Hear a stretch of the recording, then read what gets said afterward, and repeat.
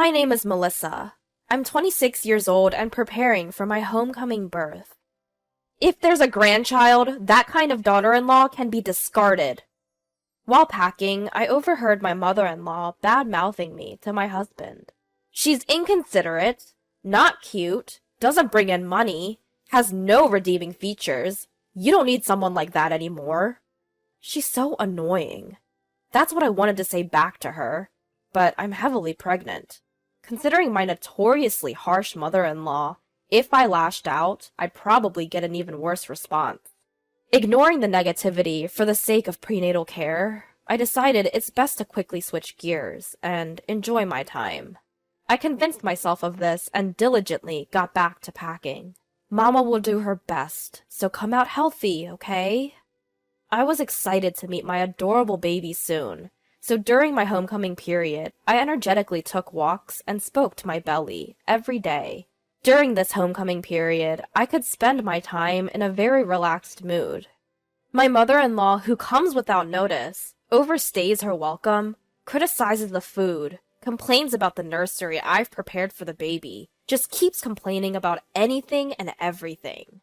Eventually, the long-awaited baby was born safely, and raising her in my cheerful childhood home, even though it was busy, was a lot of fun.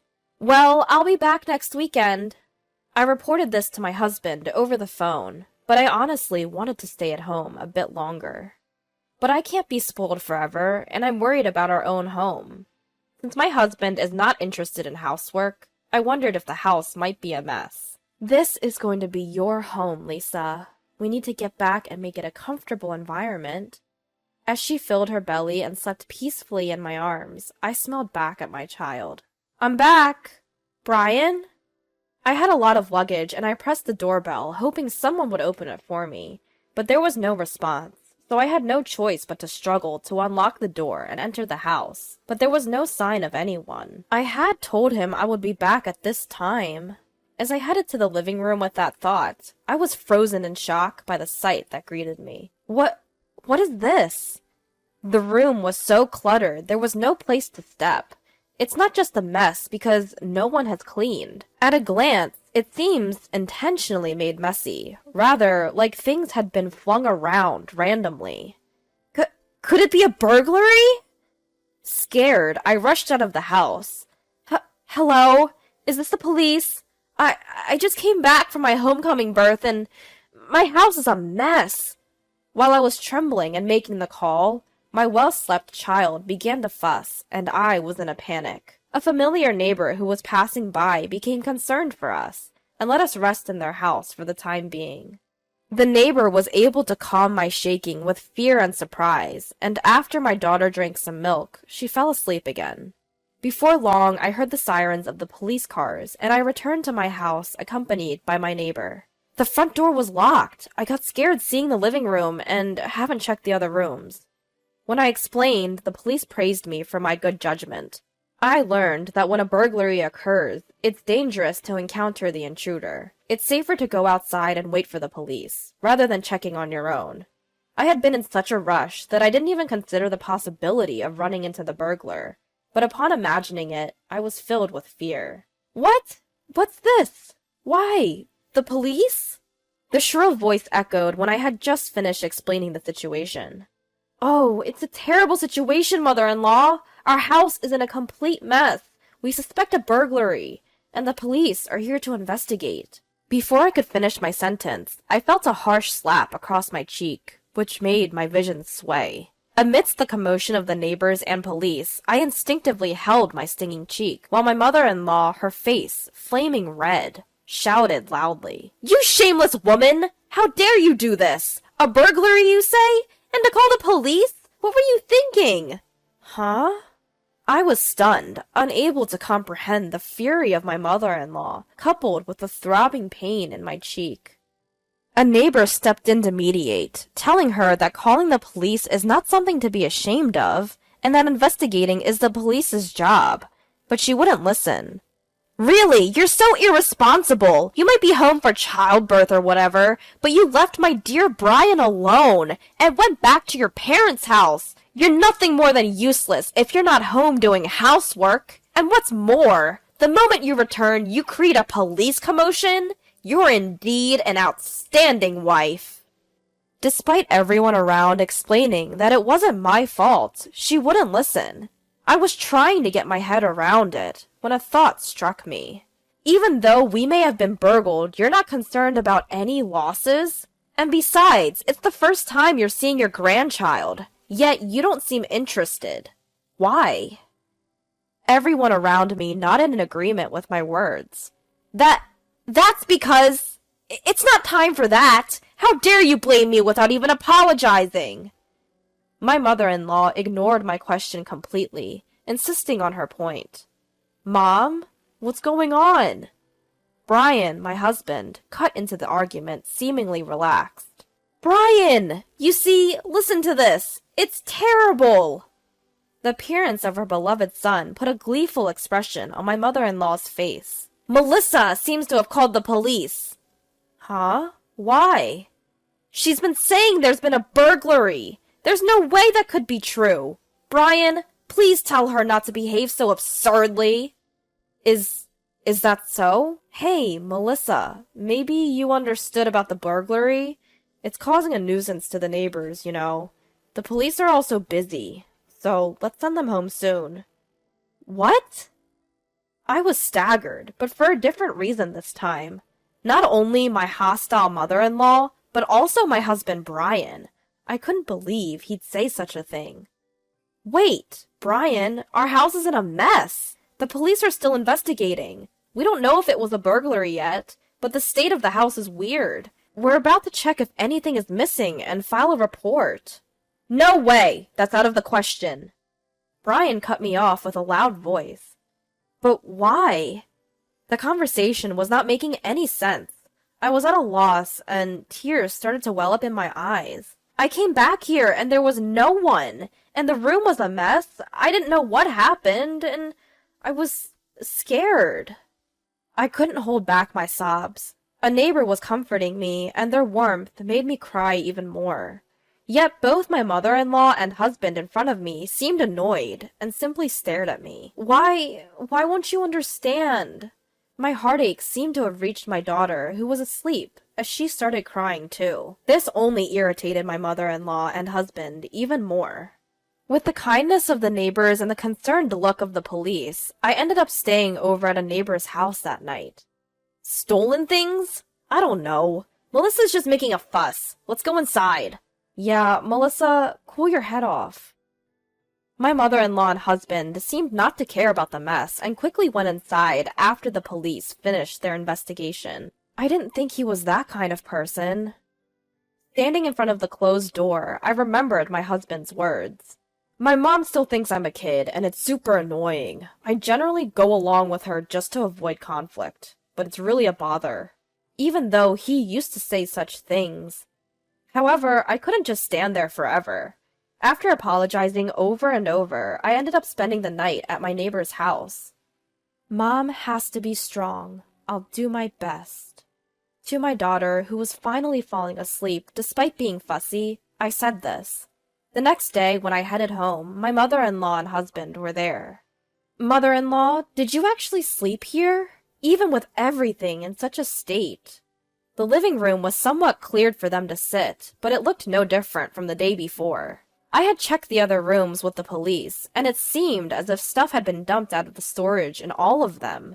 The sight was the same everywhere. Despite constantly complaining about my cleaning, my mother-in-law had actually stayed in the house in that state.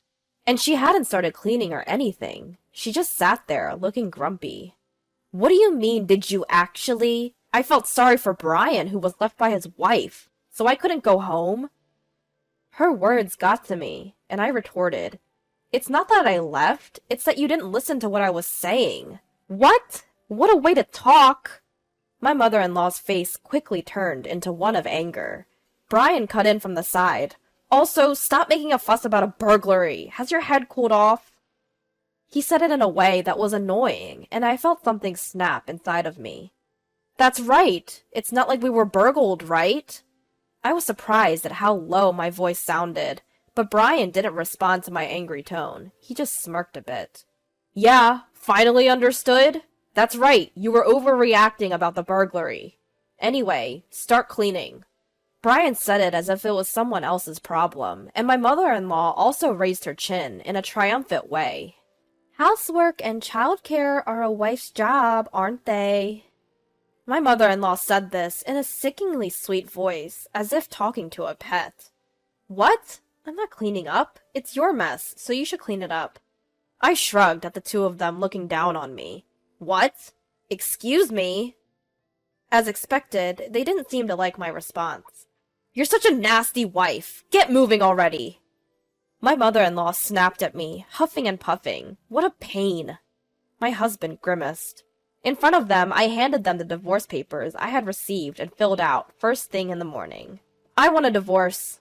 Huh? My husband blinked, looking taken aback.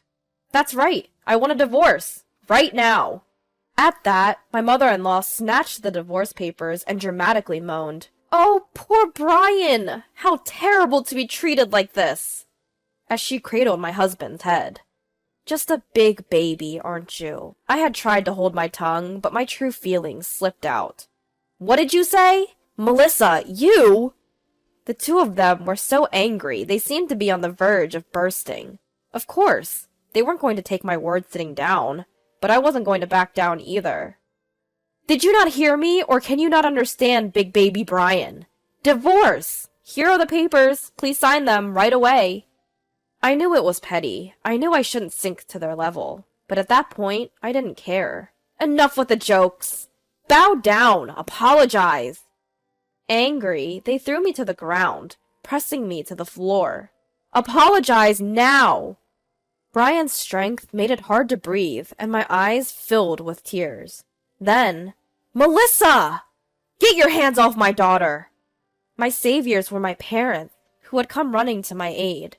Behind them, I saw the friendly officer from the previous day. Coughing and gasping for air, I was relieved, and my strength left me. What are you doing, barging in here like this? Get out, now! My mother-in-law and husband were being restrained by the officer, writhing and struggling. It's no use. You've been caught in the act of assault. With help from my father, I stood up and said with a smile to the two struggling people, Actually, I only asked the officer to come and check on the situation from yesterday. I never imagined you'd assault me. What the hell is going on? My husband growled, but I wasn't scared anymore. We have a baby monitor camera installed in this house for our little Lisa. It's a live stream camera. It couldn't record the person who trashed the room, but... As I said that, both of them visibly relaxed. Huh? So what? It's a live camera, I told you. Right now, the kind neighbor who helped us yesterday is watching over this room. They listened to your conversation yesterday, along with a lot of people at the police station. My parents were watching too.